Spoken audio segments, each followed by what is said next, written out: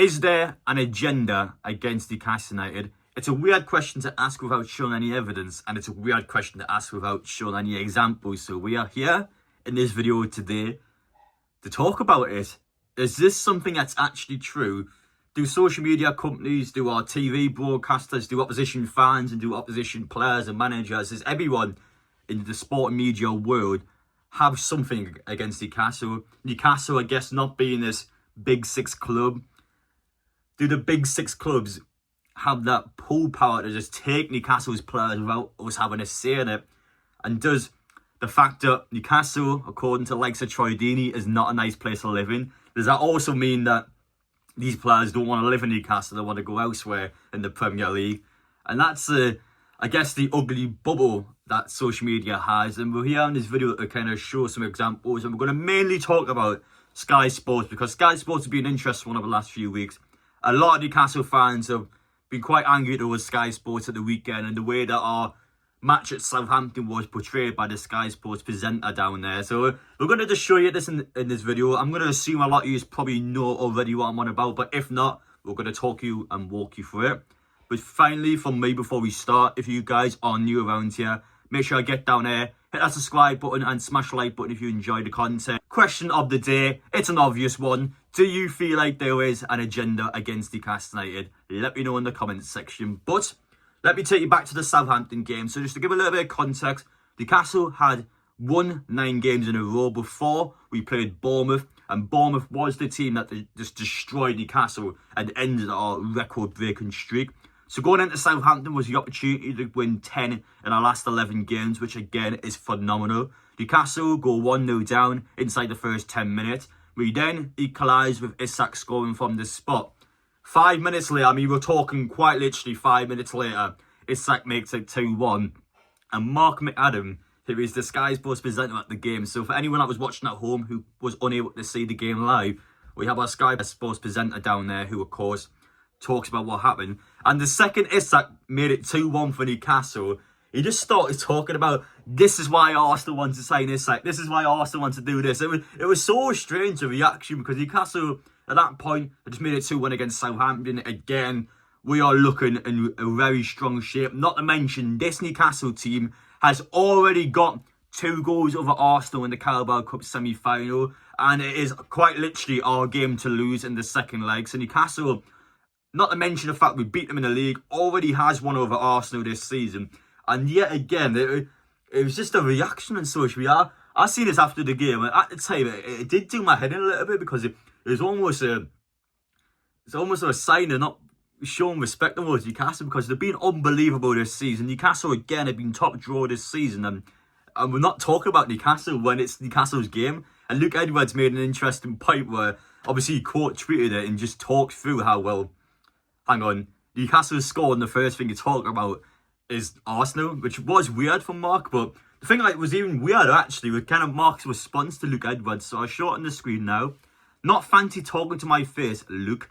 I was at the game and always happy to chat, especially after some of the recent questions in press conferences I've seen from you. Imagine if I went straight on Twitter to have a pop. Live TV is live TV. What a weird response that is. I'm perplexed by that. Why did you respond like that? Now, to be honest to Mark, right, Luke Edwards hasn't made a bad comment towards Mark. He hasn't insulted Mark. He hasn't said anything bad about him. And I think his point's valid. Like, why is Mark talking about Arsenal the second Isak scores? And I've got to be honest, that is just a strange response. It just is, isn't it?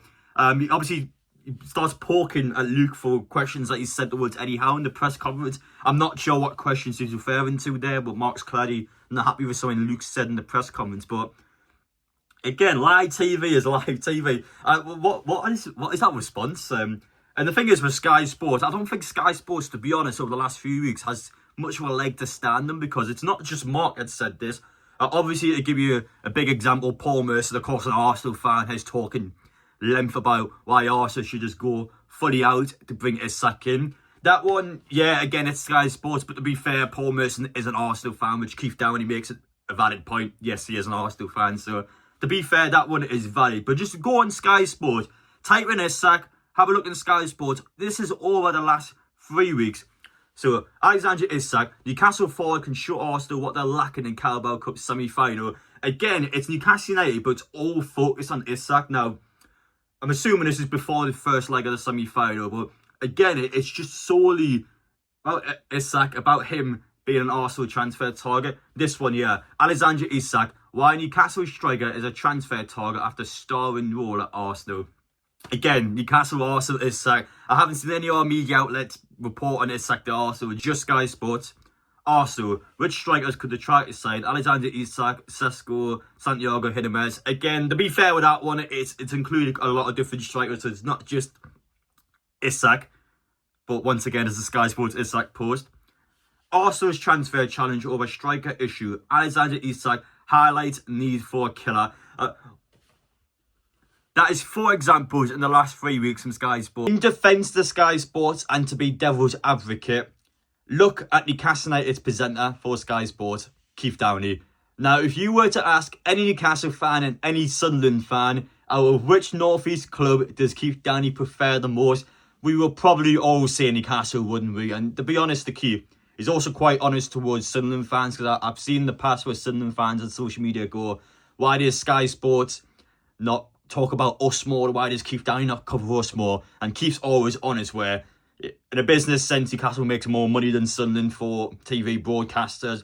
Of course, Newcastle has a lot more people that are interested in him. Newcastle being a Premier League club is also much bigger than a Championship or a League One club in Sunderland. So, again, Keith's quite honest towards Sunderland, and he's quite honest towards Newcastle. And obviously, all the times I've had a chance to chat with him, I'm sure you can all say the same watching this video, that he does legitimately care about Newcastle. He may be a Hearts fan, but deep down, if you want my personal opinion, I reckon he has a real soft spot for Newcastle. And I think he'll probably tell you that himself if you were to ask him. So, to be devil's advocate, the Sky Sports, I mean, they do, for the most part, they do look after Newcastle well. If you were to go back to the start of the video and to look at my question where I asked all of you, is there an agenda against Newcastle now? The way I've talked about Sky Sports in the last few minutes, you'll probably imagine from me, I would say no to that question, but I disagree. I think there is an agenda towards Newcastle now, and it's not necessarily a media thing. It's more about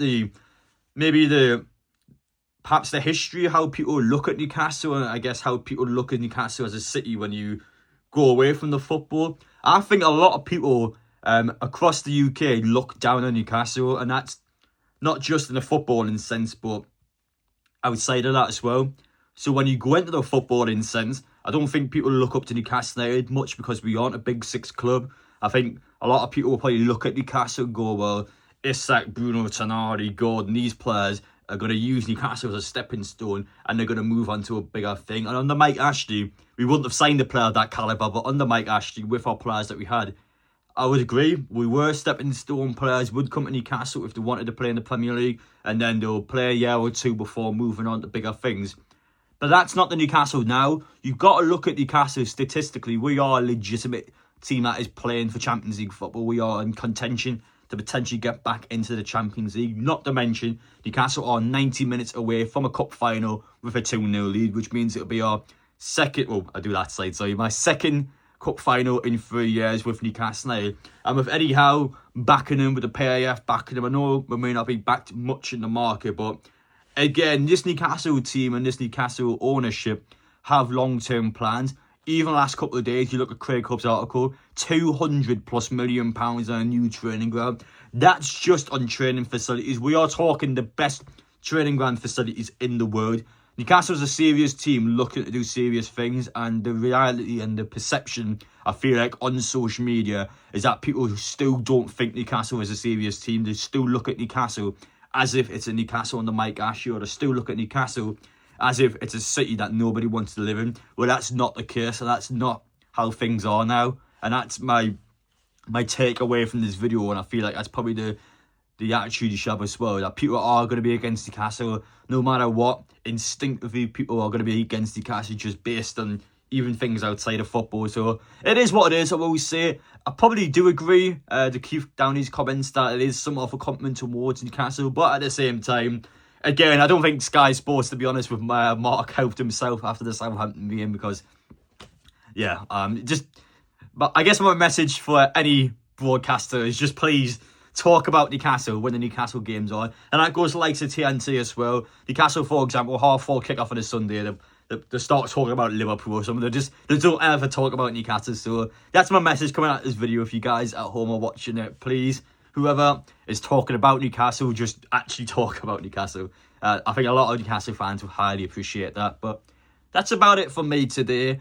A bit of a discussion video, a bit different to be honest, but I felt like it was interesting to talk about because a lot of fans have got a really strong reaction and a strong sign of emotion at the minute towards Sky Sports. And I would agree to some respect, yeah. I think when you look at the evidence behind it, I would argue there is evidence, but at the same time, Sky Sports has a good working relationship with Newcastle United. I think Sky Sports covers Newcastle United quite well. So, again, it just depends on the balance. I think it does depend on who's writing the article, who's presenting it. I think that's a big factor rather than the fact it's Sky Sports or TNT, whoever. I think it's probably more towards the punditry side or the writer side to it. So, yeah, I think it just depends on who's doing it, basically. But that's it from me. Let me know your thoughts down below. Do you agree with me in this video? Do you disagree? Let me know your opinions. I wish you all the best, and we will see you all in the next one.